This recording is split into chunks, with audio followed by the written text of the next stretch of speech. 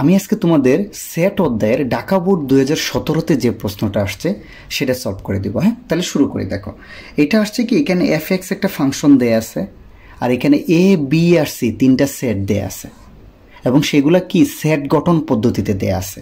তোমাকে ক নম্বর প্রশ্ন বলছে কি, f-1 এর মানটা বের করতে।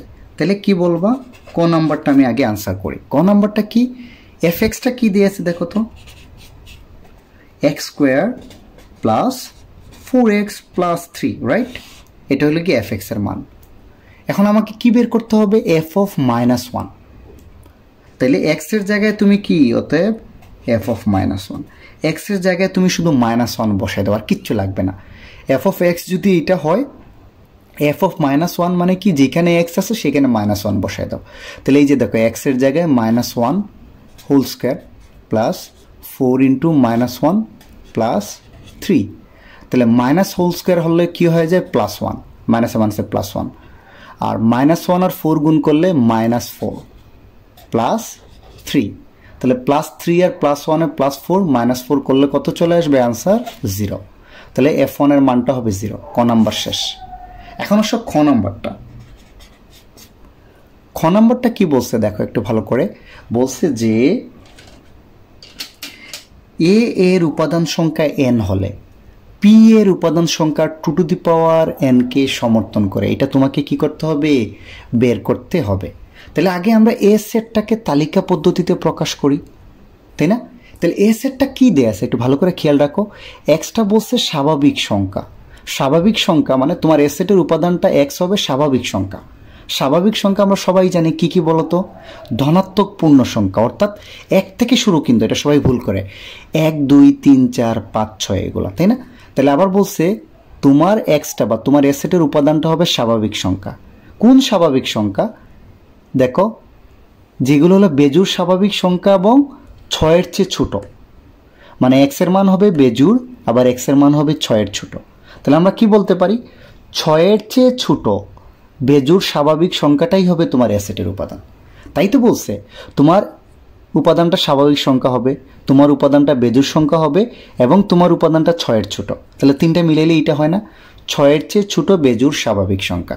তাহলে আমরা লিখতে পারি না 6-এর চেয়ে ছোট বিজোড় স্বাভাবিক সংখ্যা কোনগুলো বলো তো?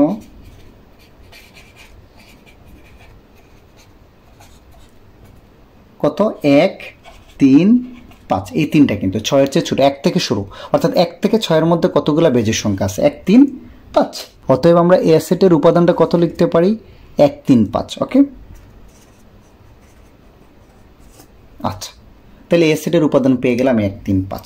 তাহলে এ সেটের উপাদান এখানে বলা আছে কিন্তু, খ নাম্বার ভালো করে খেয়াল করো, এ সেটের উপাদান সংখ্যা n হলে, তাহলে অতএব n এর মান কত বলো তো, 3।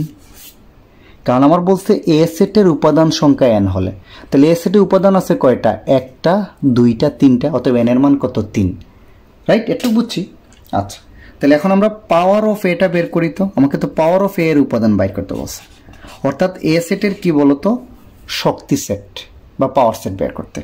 অর্থাৎ এই এর উপাদান নিয়ে তুমি যতগুলা উপসেট বানাইতে পারো তাদের সেটটাই হবে এর শক্তি সেট। তাহলে এর উপাদান 3টা, 1 3 5। কতগুলা উপসেট বা কতগুলা সেট বানাইতে পারো বলো তো? একটা একটা করে নিয়ে আগে বানাই, একটা একটা করে নিয়ে বানাইলে 1 3 5, তারপর দুইটা দুইটা করে বানাই, দুইটা দুইটা মানে বুঝছো তো, 1 3 সিরিয়ালি যাবা, 1 3 3 5 5 1। দেখো 1 3 3 5 আর কত, 5 1। একটা করে বানাইলাম, দুইটা করে বানাইলাম, এখন কয়টা করে বানাবো, 3টা করে। 3টা করে তুমি একটাই বানাইতে পারবা। আর ফাঁকা সেট হইল গিয়া সকল সেটের উপসেট, রাইট? তাইলে দেখো, এই সবগুলাকে নিয়ে তুমি যে সেট বানাবা সেটা হবে তোমার এর শক্তি সেট। তাইলে পাইলাম, একটু বুঝছি পাওয়ার অফ এটা কি। তো অতএব লিখতে পারি না, অতএব পাওয়ার অফ এ সেটের উপাদান সংখ্যা কত বলতো? উপাদান সংখ্যা আমরা কত লিখতে পারি, 1টা 2টা 3টা 4টা 5টা 6টা 7টা 8টা, 8টা, রাইট? এই 8কে আবার আমরা এমনি লিখতে পারি না, দেখো তো 2 কিউব। 2 টু কিউব মানেই তো 8। আবার একটু আগেই কিন্তু এন এর মান কত বসাইছি 3, তাহলে 3-এর জায়গায় আমরা এখন কত বসাইতে পারি এন, এটা। তাইলে আসলে কি পি এর যদি এ সেটের উপাদানকে তুমি যদি এন ধরো, তাইলে পি এর উপাদান সংখ্যা কত হবে 2n। তারপরে তুমি এই লাইনটা বলে দিবা এই প্রশ্ন থেকে যে এ এর উপাদান সংখ্যা এন হলে পি এর উপাদান সংখ্যা 2n কে সমর্থন করে। শোড মানে কি দিবা দেখানো হলো, শেষ। এই প্রশ্নটা কিন্তু বারবার পরীক্ষায় আসে, এটা খুবই ইম্পর্টেন্ট একটা প্রশ্ন। ওকে, এখন আসো ঘ নম্বর প্রশ্নটা আমি তোমাদের করা দিই। ঘ নম্বর কি বলছে বলো তো ভাই, A cross B intersection C is equal to A cross B intersection A cross C, এটা তোমাকে প্রমাণ করে দেখাইতে হবে। ওকে, তাইলে এখান থেকে আগে আমার 3টা সেটই কিন্তু তালিকা পদ্ধতিতে নাই, সেটা আগে কনভার্ট করে দিতে হবে। এ সেট কিন্তু আমি অলরেডি কনভার্ট করে নিছি, তার মান কত আমরা আগের প্রশ্নেই দেখছি 1 3 5। সিমিলারলি আমাকে বি সেটটাকেও কনভার্ট করে নিতে হবে, সি সেটটাকেও কনভার্ট করে নিতে হবে। তাহলে বি সেটটা কি বলছে বলো তো, এক্সটা কি হবে স্বাভাবিক সংখ্যা, কোনগুলা যেগুলো 21-এর গুণনীয়ক। তাহলে 21-এর গুণনীয়কগুলো আগে বের করে ফেলি। কেমনে বের করি মনে আছে, 21-এর সাথে 1 গুণ করলে 21, 2 যায় না, 3-এর সাথে 7, 4 5 6 যায় না, 7 × 3 রিপিট হয়ে যাচ্ছে বাদ। তাহলে 21-এর গুণনীয়ক কত 1 3 7 21। তাহলে আমরা এখান থেকে লিখতে পারি অতএব বি সেটের মান কত বলতো 1 3 7 21। ডান। তোমরা ডিরেক্ট লিখবা, যেহেতু এটা অনেক বড় অঙ্ক তোমরা এখানে ডিরেক্ট লিখে ফেলতে পারো। তো এ সেট পাইলাম, তার বলবা এখানে একটু লিখে দিবা আর কি 21-এর গুণনীয়ক, এটা দিয়ে তারপর বলবা বি সেট হলো এটা 1 3 7 21। এখন আসো সি সেটটা কি, 7-এর গুণিতক, এবং এখানে বলে দিচ্ছে কিন্তু এক্সট্রা স্বাভাবিক সংখ্যা কোনগুলা, এক্সট্রা হবে 7-এর গুণিতক। 7-এর গুণিতক মানে বুঝছো তো 7-এর নামতা, 7 একে 7, 7 2 14 এগুলা কি, এবং কতটুক নিব 35-এর চেয়ে ছোটো হবে, 35ও কাউন্ট হবে না। দেখো 35-এর চেয়ে ছোটো 7-এর গুণিতক যেগুলো আছে সেগুলোই হবে তোমার সি সেটের উপাদান। তাহলে আমরা এখানে কি লিখতে পারি 35-এর চেয়ে ছোটো, 35 নিব না কিন্তু 7-এর গুণিতক কোনগুলো বলো তো 7 14 21 28, এটাই 4টা। অতএব তোমার সি সেটের মানটা কত হবে এটাই 7 14 21 28। তাহলে দেখো তো আমার এ বি আর সি সেটের মানটা বের করা শেষ। মানে এ আর বি আর সি কে আমি কি করছি সেট গঠন থেকে তালিকা পদ্ধতিতে কনভার্ট করে নিছি। তাহলে এখন আমি কি করি বাম পক্ষ আর ডান পক্ষটা কি করি করে ফেলি, তাই তো। তাহলে আমি আগে বাম পক্ষ করতে হলে আমাকে এইটার মান বের করতে হবে আগে বি ইন্টারসেকশন সি। তাহলে দেখো তো B intersection C, B intersection C মানে কি বি আর সি সেটের মধ্যে যে উপাদান কমন। তাহলে তোমরাই দেখো তো বি আর সি সেটের মধ্যে দেখো তো 7 21, 7 21 এই দুইটা উপাদান কমন না। বি ইন্টারসেকশন সি মানে কি বি আর সি সেটের যে উপাদানটা কমন 7 আর 21, 7 আর 21 দুইটার মধ্যেই কমন। তাহলে আমরা ডিরেক্ট লিখতে পারি বি ইন্টারসেকশন সি হবে 7 আর 21, রাইট। একটু বুঝছো? আচ্ছা, তাহলে বাম পক্ষটা করে ফেলি। বাম পক্ষটা এ ক্রস বি ইন্টারসেকশন সি, এ এর মানটা কত 135 ক্রস বি এর মানটা কত 7 21। এটার মানে কি বোঝাচ্ছে ক্রস মানে কিন্তু ক্রমজোড়ের সেট হবে, ক্রমজোড়ের প্রথম উপাদানটা হবে প্রথম সেট, দ্বিতীয় উপাদানটা হবে দ্বিতীয় সেট।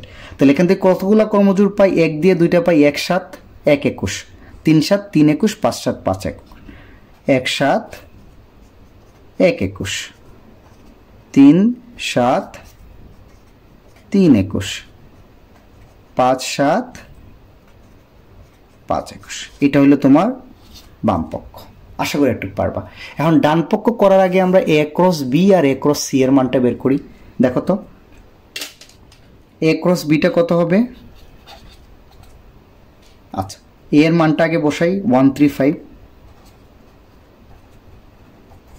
ক্রস বি এর মানটা কত 137 21। সিমিলারলি এখান থেকে আমরা ক্রমজোড় বসাচ্ছি 1 1 1 3 17 দেখো 1 দিয়ে 4টা হবে, 3 দিয়ে 4টা হবে, 5 দিয়ে দেখো কি কি 1 1 1 3 1 7 121। ওকে, সিমিলারলি 3 দিয়ে 4টা হবে, 3 3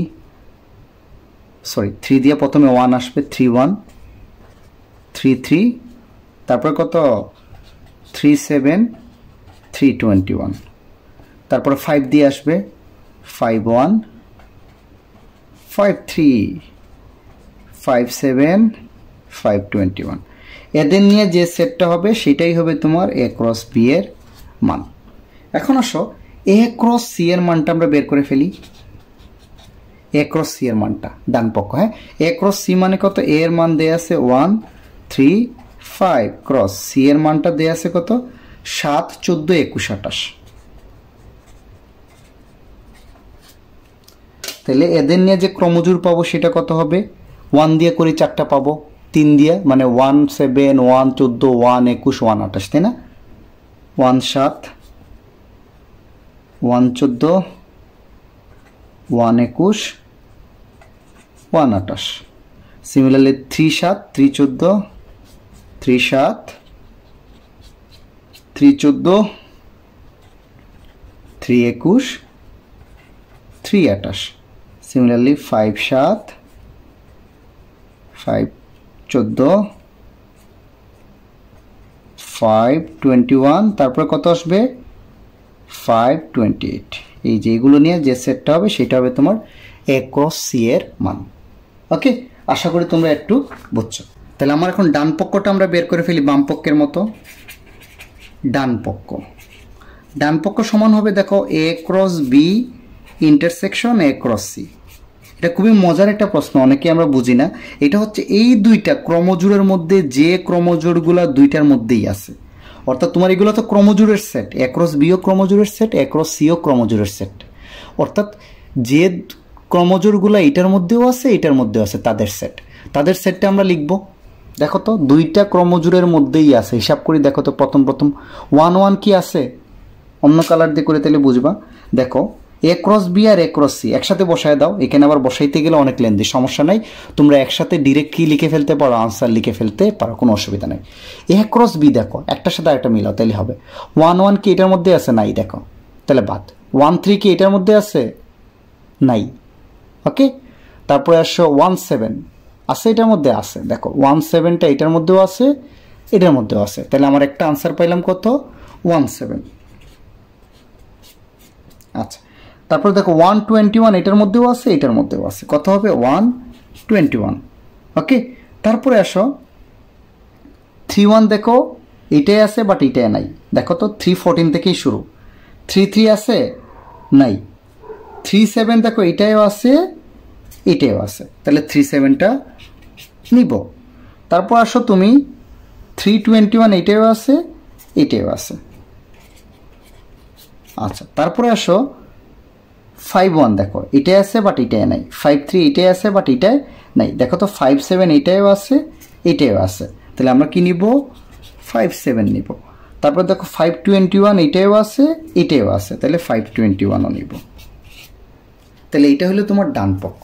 এখন দেখো তো তুমি বাম পক্ষ যা পাইছিলা ডান পক্ষ সমান না, তাহলে অতএব আমরা কি লিখতে পারি, অতএব বাম পক্ষ সমান কত ডান পক্ষ। যেহেতু দেখাইতে বলছে তোমরা লিখে দিবা শোড, অথবা বাংলায় লিখতে পারো দেখানো হলো। হ্যাঁ, থ্যাংকস ফর ওয়াচিং।